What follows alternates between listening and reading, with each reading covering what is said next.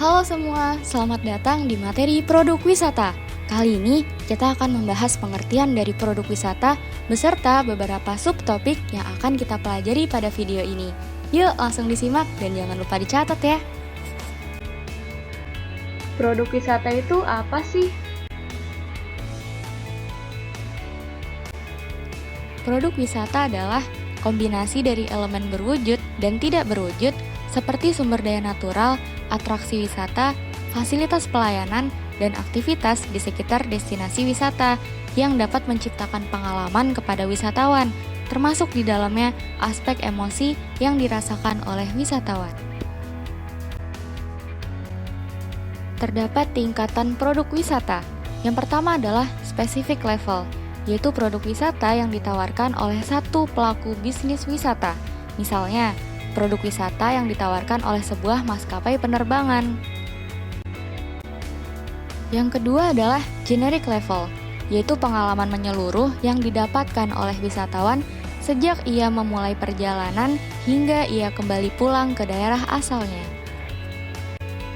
Perlu diingat bahwa produk wisata bukanlah daerah tujuan wisata, namun daerah tujuan yang mempunyai atribut yang dapat ditawarkan sebagai produk wisata. Komponen produk wisata secara umum. 1. Physical plan merupakan komponen pertama di mana wisatawan dapat merasakan secara langsung daya tarik lokal berupa infrastruktur, sumber daya natural seperti pegunungan, kondisi cuaca, hingga kepadatan penduduk di daerah wisata. Pada komponen kedua terdapat service. Service yaitu pelayanan yang didapatkan wisatawan saat berkunjung ke daerah wisata. Misalnya, di dalam sebuah hotel terdapat food and beverage service. Selain itu, terdapat pelayanan yang diberikan oleh staff manajemen untuk membantu memenuhi kebutuhan wisatawan selama berkunjung. Selanjutnya pada komponen ketiga terdapat hospitality. Hospitality adalah bentuk non-materi yang berupa ekspresi keramah tamahan selama menyambut turis yang datang, seperti pemberian salam hangat dari front desk officer atau pemberian kalung bunga oleh penduduk setempat. Komponen keempat yaitu freedom of choice, kebebasan memilih dari beberapa pilihan produk wisata, yaitu variasi transportasi yang ingin digunakan, aktivitas kegiatan apa saja yang ingin dilakukan, dan penyedia travel yang mana yang akan dipilih. Di bagian kelima, involvement merupakan rasa keterlibatan. Contohnya, aktivitas sea diving bersama lumba-lumba dapat mempengaruhi pengalaman atau kesan yang didapatkan wisatawan selama berkunjung. Karakteristik produk wisata. Karakteristik pertama adalah intangible. Produk wisata adalah sesuatu yang tidak dapat dinyatakan secara jelas dan harus dirasakan secara langsung, seperti produk-produk berupa jasa yang termasuk di dalamnya pertunjukan, pelayanan, dan hospitality. Mereka tidak dapat dirasakan sebelum dibeli. Karakteristik yang kedua yaitu produk wisata merupakan sesuatu yang ada pada waktu tertentu, seperti sebuah tiket pesawat yang tidak dapat kita simpan dan hanya berlaku sesuai waktu penerbangan yang telah dijadwalkan. Jika berada di luar jadwal, maka tiket akan hangus dan tidak dapat dipakai kembali. Ketiga, produk wisata bergantung kepada karyawan dan waktu. Sama halnya seperti kualitas pelayanan dari setiap karyawan yang pastinya berbeda, tergantung dari kemampuan dan keunikannya masing-masing. Karakteristik produk wisata yang keempat adalah pelayanan wisata ditawarkan secara terus-menerus, atau dalam kata lain, tidak ada batasan waktu. Pasti ada saja penawaran yang berbeda dalam suatu industri wisata. Pada karakteristik produk wisata yang kelima, terdapat keterlibatan pelanggan. Seperti yang sudah disebutkan di poin pertama, produk wisata haruslah dirasakan secara langsung. Salah satu caranya adalah dengan adanya keterlibatan pelanggan. Dan yang terakhir, produk wisata tidaklah homogen, karena di dalamnya tidak ada standar dan menyesuaikan dari produk itu sendiri. Misalnya, wisatawan yang sama datang ke destinasi wisata yang sama, namun pada saat kunjungan yang kedua malah mengalami kondisi cuaca yang berbeda. Kesimpulan dari karakteristik produk wisata adalah sifatnya yang tidak berwujud, yakni berupa jasa hingga emosi yang dialami wisatawan saat menggunakan produk wisata. Lalu, produk wisata mudah hilang atau hanya ada pada waktu tertentu. Namun, akan terdapat produk baru yang ditawarkan secara berkelanjutan.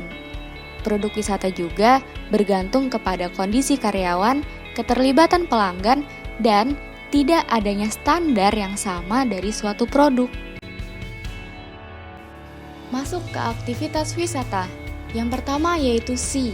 Wisatawan dapat melihat destinasi wisata yang mereka pilih, seperti menikmati keindahan alam, misalnya adalah pantai.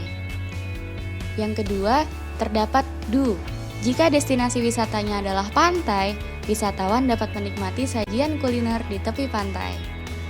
Yang ketiga, wisatawan akan diajak ke toko souvenir untuk berbelanja dan membawanya pulang sebagai buah tangan. Ini merupakan contoh pengertian dari buy. Ketiga aktivitas wisata tersebut bertujuan untuk memberikan kepuasan pelayanan dan pengalaman kepada wisatawan. Proses konsumsi produk wisata. Tahap pertama yaitu tahap pembelian. Wisatawan memilih dan menentukan sendiri produk wisata seperti apa yang ingin mereka ambil. Tahap kedua adalah pemberangkatan wisatawan dari tempat perjalanan menuju ke destinasi wisata. Di tahap ketiga, wisatawan tiba di destinasi wisata. Di sana, wisatawan akan disambut dengan akomodasi, catering, keramah tamahan, pelayanan, hiburan dari daerah setempat, dan lain sebagainya. Di tahap keempat, wisatawan akan disediakan fasilitas selama menuju perjalanan pulang. Tahap kelima merupakan tahap terakhir, yang memiliki pengaruh penting atas maju atau mundurnya sebuah travel agent. Pemberian feedback atau ulasan dari wisatawan akan berdampak kepada industri pariwisata. Berikutnya, kita akan belajar tentang pengembangan produk wisata.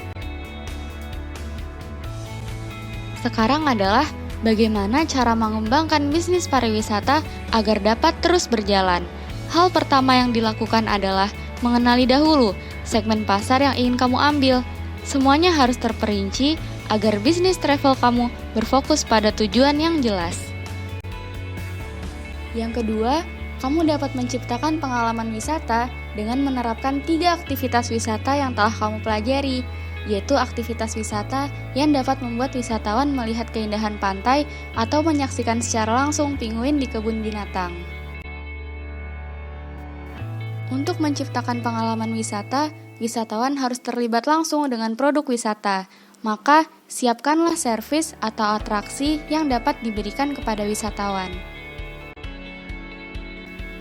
Dan yang terakhir, ciptakanlah pengalaman wisata dengan memberikan aktivitas yang dapat dibeli oleh wisatawan, seperti membeli souvenir atau jasa foto bersama sebagai kenang-kenangan. Pada pengembangan produk wisata yang ketiga, evaluasi dibutuhkan untuk menentukan apa yang berhasil dengan baik dan apa yang dapat ditingkatkan dalam produk wisata. Hasil keputusan dari tahap ini dapat menentukan lanjut atau tidaknya suatu produk wisata. Pada pengembangan produk wisata yang terakhir, kamu dapat mengembangkan produk wisata dengan meningkatkan dan memperbaikinya, seperti contohnya membuatkan website resmi atau melibatkan influencer untuk memasarkan produk wisata. Sekian dan terima kasih.